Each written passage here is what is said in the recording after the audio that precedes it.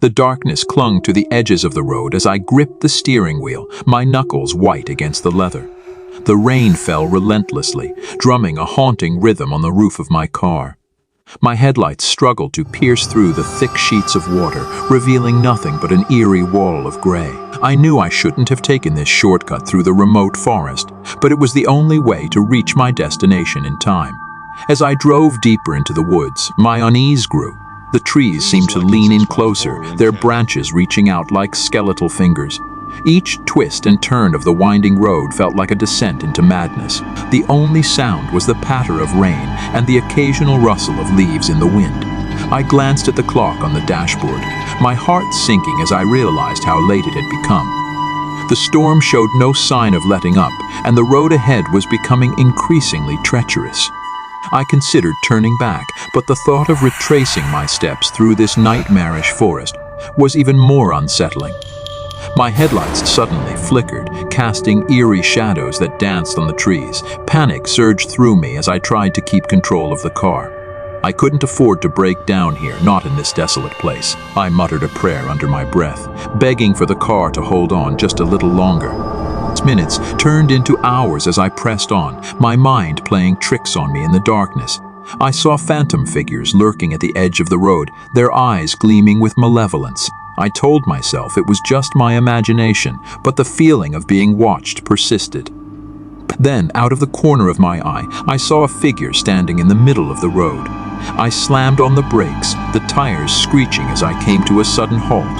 My heart pounded in my chest as I stared at the silhouette before me.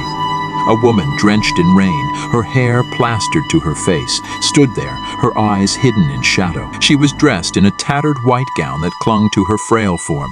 I rolled down the window just a crack, my voice trembling as I asked if she needed help. No response. She just stood there, unmoving, like a ghostly apparition. Fear gnawed at my insides as I considered my options. I couldn't simply drive around her. The road was too narrow. Reluctantly, I opened the car door and stepped out into the pouring rain. "Are you okay?" I asked, my voice barely above a whisper. She didn't acknowledge me, her gaze fixed on something in the distance. I followed her line of sight and saw a flickering light deep in the forest. "What's out there?" I asked, my voice quaking. Still, she didn't answer, and a cold realization settled over me. I had a choice to make, and it was one I didn't want to face. With trembling steps, I moved closer to her, my heart pounding in my chest. As I reached out to touch her shoulder, she turned to face me, her eyes hollow and lifeless. In that moment, I knew the truth. She was not a woman at all, but a specter, a harbinger of the horrors that lurked in these woods. With a scream, I stumbled back, retreating to my car. I slammed the door shut and peeled out of there, my tires screeching against the wet pavement. The storm raged on around me, but I didn't care. I needed to get out of those woods, away from that dreadful apparition. As I sped down the road, I couldn't shake the feeling that I had narrowly escaped something far more sinister than the storm.